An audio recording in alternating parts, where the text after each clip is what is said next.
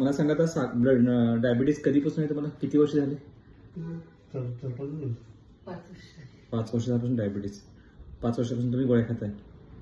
Okay. कधी गोळ्या बंद झाल्या? ओके. 5 वर्ष आपण औषध खातोय. 5 वर्षापासून तुमची साखर कशी आहे? कमी आहे, नॉर्मल आहे का नॉर्मल जास्त होते? कमी जास्त होते. बरं. तुम्हाला काही त्रास काय होतोय? हेच की कवा तर म्हणजे अशी भूक लागली चिडचिडपणा होतो. बरं. आणि काय होतंय? एकदम असं पिळूनच काढते. बरं. ओके. सांगा टाकूनच काही सुटते गळ्यावर. बरं. ओके. जर काय खाल्लं हे खाल्लं की मुलं असं पडवा. चालेल. बरं. मला एक सांगा, बीपी कधीपासून आहे तुम्हाला?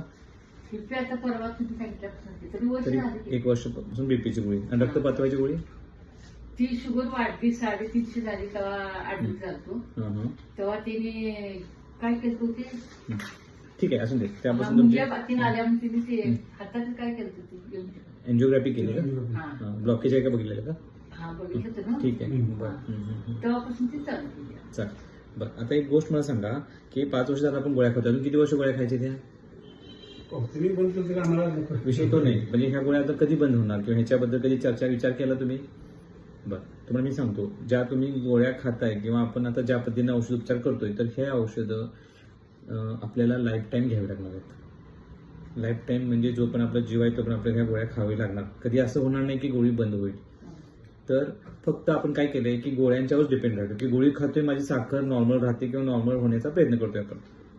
ती बरी होण्यासाठी आपण पर्सनली काही मदत करत नाही, स्वतः काय प्रयत्न करत नाही. तर मला तुम्हाला हे सांगायचं आहे की आता आम्ही त्या बाबतीत काय विचार करतोय की डायबिटीज झाले, तुम्ही आता पण कुठला डायबिटीजचा पेशंट की तो पूर्णपणे कायमचा बरा झाला असे किती केसेस बघितलेत का? म्हणजे एवढ्या दिवस तुम्ही आता बाहेर फिरताय, डायबिटीज डॉक्टरकडे जाताय, बाहेर फिरताय, एवढं बाहेर सगळी माणसं तुम्ही भेटताय, असं कोण पेशंट आहे का हो की ज्याची शुगर कायमची बरी झाली? नाही ना. ठीक आहे. त्याचं कारण की आपण योग्य तशी ट्रीटमेंट किंवा योग्य ती काळजी किंवा योग्य असणं जे काही गरजेचं आहे आपल्या शरीरासाठी किंवा साखर कमी होण्यासाठी त्या गोष्टी आपण बिलकुल करत नाही, 100% करत नाही, म्हणून आपल्याला तसा रिझल्ट मिळत नाही. ही गोष्ट समजून घ्या.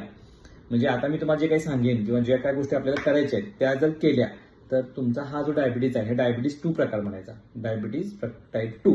हा डायबिटीज 2 टाईप. म्हणजे जेवढे तुम्ही डायबिटीजचे पेशंट बघतील ना, 100 पेशंटमध्ये 95 ते 98 पेशंट हे टाईप 2 डायबिटीज असणार. ओके. म्हणजे डायबिटीज 2 टाईप 2 जो तुम्हाला झालेला आहे तो. तर हा डायबिटीज ही वाढलेली साखर आपण महत्वाची गोष्ट म्हणजे आपल्या आहारामधून डाएटमधूनच बरी करू शकतो.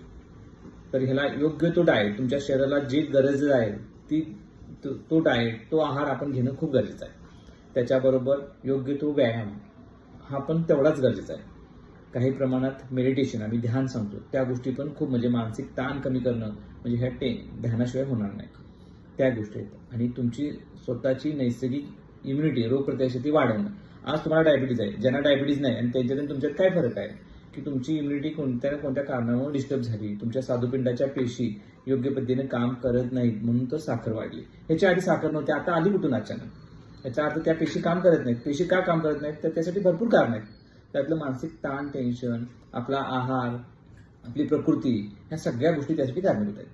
त्यामुळे योग्य तो आहार घेतला, व्यवस्थित व्यायाम केला, व्यवस्थित मेडिटेशन केलं, होमिओपॅथिक औषध व्यवस्थित जर आपण घेतली, व्यवस्थित अभ्यास करून, आणि ती पण रेग्युलर, असं थोड्या दिवस घेऊन परत बंद करून नाही चालणार. हे सगळं केलं तर तुमची वाढलेली साखर 100% बरी होऊ शकते. पण हे 1-2 दिवसाची गोष्ट नाही आहे. ह्याच्यासाठी आम्ही 1 इयर पॅकेज सिस्टीम केलेली आहे. म्हणजे 1 वर्षासाठी आम्ही त्या पेशंटला आमच्याकडे सगळी ट्रीटमेंट आमची देणार, होमिओपॅथिक औषधं. दुसरी गोष्ट, तुमच्या शरीरातल्या सगळ्या टेस्ट आम्ही ज्या तुमच्या डायबिटीजसाठी गरजे आहेत, म्हणजे सगळ्या रक्ताच्या तपासण्या, तुमची सोनोग्राफी, एक्सरे, किंवा ज्या आता तुमच्या भविष्यासाठी, म्हणजे डायबिटीज झाल्यानंतर नुसतं काही साखर वाढते हा गोष्ट नाही आहे. तर डायबिटीज झाल्यानंतर तुमच्या हृदयाची कंडिशन कशी आहे, तुमच्या किडनीचं काम कसं चालू आहे, तुमच्या नसांचं काम कसं आहे, ह्या सगळ्या प्रॉपर टेस्ट करून त्याला योग्य ते ट्रीटमेंट घेऊन हे सगळे रिपोर्ट आपल्याला नॉर्मल आणायचे. आणि आम्ही तुम्हाला डाएट, सगळ्यात महत्त्वाचा पार्ट म्हणजे डाएट, हे तुम्हाला आम्ही प्रत्येक 15 दिवसाला, आठवड्याला तुमचा डाएट प्रॉपर आम्ही चेक करणार. तुमच्या तपासण्या प्रत्येक 15 दिवसाची, महिन्याची, 3 महिन्याची साखर आम्ही प्रॉपर चेक करणार. तुमच्या शरीरात वाढलेलं कोलेस्ट्रॉल किती आहे, किती कमी जास्त आहे, व्हिटॅमिन बी किती आहे, व्हिटॅमिन डी किती आहे, या सगळ्या गोष्टींचा सारासार अभ्यास करून द्यायचं ट्रीटमेंट. मगच तुमचा डायबिटीज बरा होऊ शकतो. असं गेला आणि तुम्ही आज गोळी खाऊन घरी जाणार, परत त्रास झाला, असं होत नाही कधी. असं कधीच होणार नाही आहे बरं. सो मला काय सांगायचं आहे की हे जे आता आम्ही सिस्टीम काम करायला लागलोय ना, ह्याचा जर व्यवस्थित जर आम्हाला तुमच्याकडून मदत काय पाहिजे की मी हे तुम्ही सांगितलं पथ्य पाणी डाएट व्यवस्थित घेतो, तर आम्ही तुम्हाला 100% बदलू शकतो. तुम्हाला हे जमणार नसेल तर माझ्याकडून जास्त तुम्हाला मदत होणार नाही त्या डायबिटीसचा. आणि साहेब माझं मत काय आहे की कायमची घेण्यापेक्षा तुमचं औषध घेऊन चांगला केलं. चांगलं आहे. पण कारण काही आयुष्यभर घ्यायचं बरोबर आहे. बरोबर आहे. आणि आयुष्य घ्यायचं घेऊन सारखं दाखवू. हा, शरीराचं बाकीचं नुकसान पण होतं. आता ज्या डॉक्टरांनी किंवा जे आपण औषध खातोय त्या डॉक्टरांचं काही चुकीच नाही. तुमची वाढली साखर त्यांच्याकडे गोळी तयार आहे, ती दिलेली गोळी ती तुम्हाला घ्यावीच लागणार. शुगर वाढली, गोळीचा डोस वाढला. शुगर कमी आली, डोस कमी झाला. पण असं कधी घडू शकणार नाही की गोळी तुम्ही कायमचीच बंद करू शकता. नाही होणार. तर त्यासाठी आपण हा जो अप्रोच आहे म्हणजे नैसर्गिकरित्या तुमची स्वतःची रोगप्रतिकारशक्ती वाढवून शरीरातली स्वतःची साखर स्वतःच कमी करणं गरजेचं आहे. त्यासाठी आपल्या शरीराला वाढलेली साखर वरून साखरच घालू द्यायची नाही. म्हणजे साखर वाढणारा कुठलाच पदार्थ तुम्ही खायचा नाही. फक्त तुमच्या शरीराला जे गरजेचं आहे त्या गोष्टीत आहे. नुसतं सगळं बंद करून पण चालणार नाही. प्रॉपर डाएट पण गरजेचं आहे. शरीराला प्रोटीन्स पाहिजे, व्हिटॅमिन्स पाहिजे, फॅट पाहिजे, ह्या सगळ्या गोष्टी गरजेच्या आहेत. हे सगळं मी तुम्हाला सिस्टमॅटिक सांगणार. हे सगळ्या गोष्टी तुम्ही करायला पाहिजेत. त्यानंतर मगच आपण बरे होणार. ही तुमची मानसिकता असेल तर आपण पुढचं मग विचार करू शकतो. ठीक काय आहे, खायचं तिचं सांगत हा सांगतो की कागद घेऊन द्या.